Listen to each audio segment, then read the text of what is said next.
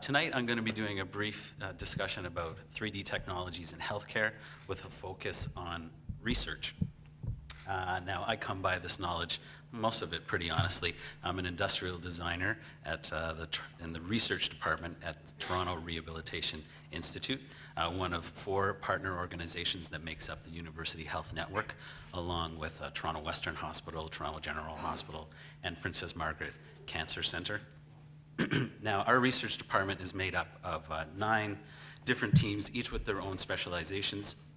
Teams like the sleep lab that I'll show you a couple of examples of, a new team, neural engineering, that does things like brain-machine interfacing, really cool stuff, and the team that I'm on, the technology R&D team.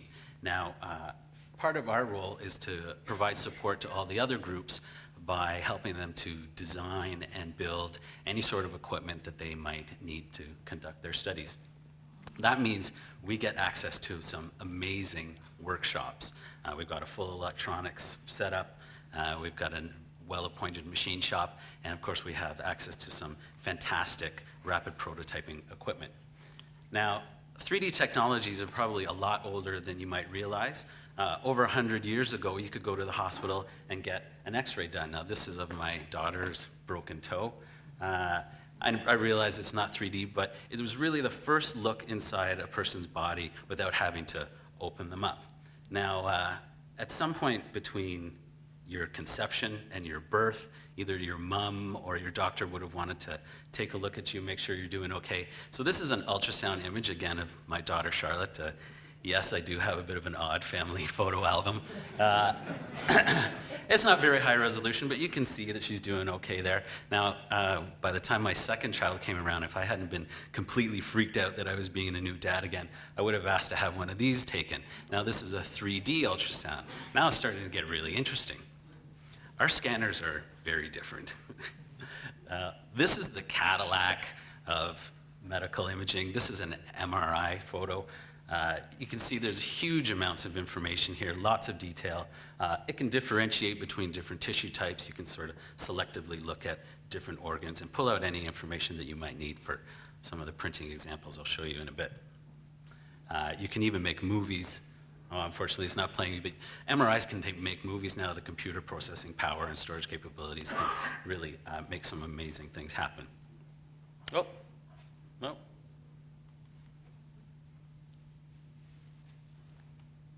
All right. So now, we have some amazing facilities at the hospital. We have lots of tours coming through, and often I'm asked to explain how 3D printers work. I start by telling people that first you need a digital model on your computer, then you send that model off to the printer. It sort of slices it all up and prints it layer by layer, and sometimes I get this sort of glassy look from people. They don't sort of get that layer by layer thing. So imagine you're making a cake. You've got your first layer of cake, you put it down, put some icing on there, you put the next layer and icing layer, and then by the end you've got like a really big cake. But what you really have is a solid object that's made up of many thin layers that have been bonded together. Now, you don't want to have really thick layers like on a cake. You don't want it in inches, you want it in thousandths of an inch like a book. And you don't want each layer to be exactly the same as the one that came before it. You want some variety in shape so you can add some features and details to your 3D print. So that's how you get there. Now, a lot of people assume that 3D printers operate sort of the same way that your desktop inkjet printer does. And they're right, a lot of them do work that way. But instead of having a regular ink in the reservoir there, they use a photosensitive polymer. The print head spits it out onto the page, and it has a UV light in that print head that solidifies the ink as it goes down on the page. But a lot more common is this. This represents fused deposition modeling printer, FDM it's usually referred to. And basically it just takes a solid plastic string, like on a weed whacker, runs it through a heating element, and extrudes it out into the profile on your layer, just like these little snowflakes. Now, it's a bit crude. If you want to have a lot of detail, then you get to play with some lasers. This is what a stereolithography machine looks like as it's laying down those light lines to solidify the light-sensitive resins again. Now, here's a really excellent example of how those technologies can come together. This is print of a body from an MRI scan. And now printers have the capabilities of printing with multiple materials in the same part. So you can have the clear sections, opaque sections, different shades of gray so that you can see all of the details in the model. Now here's a sort of a conceptual example of how a cast might look like in the future. It's based on a scan of the arm, so it fits you perfectly. They've perforated, it's nice and light, it's not hot. You can stick your finger in anywhere and have a nice scratch. But what I really wanted to show you is there's a nice detail shot of this cast, and you can really start to see the profile of those layers there. It's sort of the topographical map-looking section. Now, the thickness of those layers is what people are often talking about when they're referring to the resolution of the printer or sort of how fine a detail you can achieve. So the thinner the layer you can get, the less of this sort of stepping occurs between those layers. The less stepping there is, the more accurate the part is. And especially if you need to do some finishing touches on it, like sanding and painting, it's a lot less work when you have a nicer print to work with. Now, try and guess what these things are. I'll give you a hint. The industry that produces these is the largest user of 3D printers for production parts in the world. There's over 10 million of these things in use right now by people. They are, yes, they're hearing aids, but you probably haven't seen this picture. This is what they look like when they're coming out of the printing machine. These are SLA prints. The little structures there are just to hold the model in place while it's being printed so it doesn't flop around and keeps it nice and accurate. So another industry that uses 3D technologies in their workflow really heavily is dentistry. This is a drilling guide based on a scan from somebody's mouth. It's to make sure that when you're drilling holes, it's going in at the right angle and more importantly at the right depth for getting ready for an implant. Here's what a fresh print of a whole bunch of dental models looks like. Now let's talk about 3D printing that goes inside your body. This is a CT scan of a woman, and the blue part is the digital model of what's going to be a new jaw implant. Now these aren't made out of plastic. They are printed out of titanium, light and strong. It uses a bit of a different process. It's called laser sintering. Now, lots of implants are made out of titanium. This is a hip. You can get knees. I've even seen an entire pelvis printed this way. And they base them on the MRI scans or CT scans to make sure that it's as accurate as possible, fits as well as possible. And they even make the surface very porous so that the bone can grow into it and help achieve a nice mechanical connection. Now, prosthetics get a lot of attention in the 3D printing. This isn't a real ear, it's a fake ear, a replacement for a missing one. And they would have taken a scan of the ear that was still in place, sort of mirrored it in software, and printed it out. Printers now, some of them have the capabilities of printing in full color. The color match is incredible. They don't use a stock material to print these. They use custom stuff infused with silicone to make it flexible and a little bit more durable. Now, everyone asks me about having organs printed. This is Dr. Anthony Atala, and a few years ago at a TED conference, he basically pulled a live 3D printed kidney out of his pocket and showed it to everybody, and everybody was rightly amazed by his accomplishments. He's a real pioneer in this field. Now, unfortunately, organs are really not there yet. They're not ready to be implanted. They have a lot of issues to overcome, not the least of which is there's no sort of blood vessels in here. There's no way to transport the nutrients that the organ needs in there. So we're really still a few decades away from seeing those. Sorry. But tissues that you can print on a 3D printer, you can do very simple tissues. And the way that they accomplish that is the printer, it prints biocompatible, biodegradable scaffolding that gets infused later with live cells. Those cells grow into the scaffolding, eventually absorbing it, and then you're just left with this simple tissue again. So in this case, you'd have cartilage. The most complicated sort of tissue that I've heard of being implanted, apparently there's dozens of people walking around with 3D printed bladders inside them. Yeah, it's crazy. So they can sort of print organs on the 3D printer, but they still have these problems. So how do you solve the 3D problem? With a 3D printed solution. So this group, MIT and UPenn, are combining to build these sugar structures. And after they're printed, they get surrounded by live cells. The sugar eventually gets absorbed, and then you're left with these really nice little tunnels that the blood can now go through. So we're going to get there eventually. Now, we heard about point clouds a lot tonight. And the way that I sort of visualize a point cloud is this little toy here. You know, the one where you put your hand in the back or anything in the back and a bunch of pins sort of conform to that shape? Well, every point where the pins hit your skin, that's like a point cloud. It's like a data point on the surface of the thing that you're trying to scan. Now, you can't 3D print a data point or a point cloud. It looks sort of like a bunch of mosquitoes, like a swarm on your computer screen. So the next thing that you would do is you would apply the mesh, as was mentioned. It's sort of a connect the dots of a point cloud. And once you have your mesh, then you can apply your surfaces. Now, this project was for the sleep lab. They wanted to test out some ways of detecting and measuring the narrowing of your airways. So they came to me and said, can we build a model of this? And at first I just assumed I was going to make something out of like garden hose and some pipe clamps, but they wanted something a little more detailed than that. So they went out and got an MRI of the trachea, mouth, and down to the lungs, as you do when you need a model. You get an MRI. And we built this for them. Now, I couldn't leave it as just surfaces. Make it into a solid so you can chop it up, do modifications to it. We left the gray parts and printed them as a rigid material and made the blue parts out of a soft material so that they could literally restrict the airways and do the testing that they needed to do. I love where I work. They have some amazing projects. Here we go. So take a bit of a sidestep from printing. We do a lot of biomechanical studies at work, and often we will use what's called motion tracking or motion capture to measure all sorts of things. This is for a stair study where we're just looking at how making changes to the rise and run of stairs could help reduce the risk of injury. So we get lots of subjects in. We use this whole array of cameras to track these little markers that get put all over your body. Now, you might have seen something like this before when I show about special effects in the movies.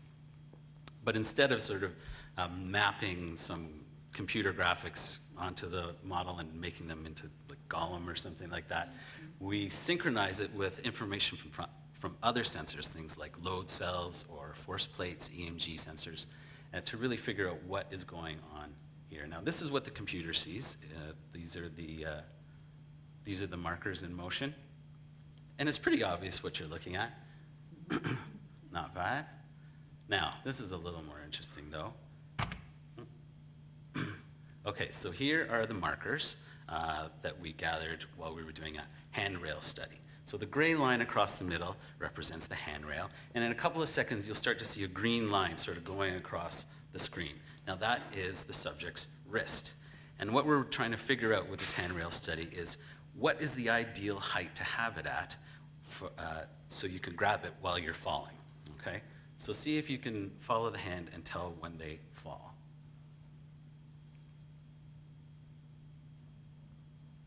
There it goes. There's the hand. And that's awesome. Now this is what it looks this is what it looks like in real life. Now we call the event that causes the fall, we call that a perturbation. It's one of my new favorite words. And this is what a perturbation looks like in real life. So you notice, like, nobody ran up to her and gave her a shove. You can't do it that way because they'd be prepared for it. They would sort of prepare themselves. They wouldn't fall properly. You wouldn't get an accurate measurement. So you have to perform some sort of external perturbation. And the way that you go about doing that is it's pretty straightforward. You build a $35 million research facility. You put a giant hexapod motion platform in the bottom, and you stick a completely self-contained research laboratory the size of a giant living room on top of it. And then when the subject's least expecting it, you give it a really good shake, and they fall down. It's as funny as it sounds. It's incredible. Okay, so I'd like to I'll give you a bit of a case study on how we use 3D printing in the development of medical devices. It's a little more serious now. This gentleman is getting suited up for a sleep test. So again, the sleep lab, they came to us, and they wanted us to work on this project. Actually, I'll give you a bit more background. This is to test for sleep apnea.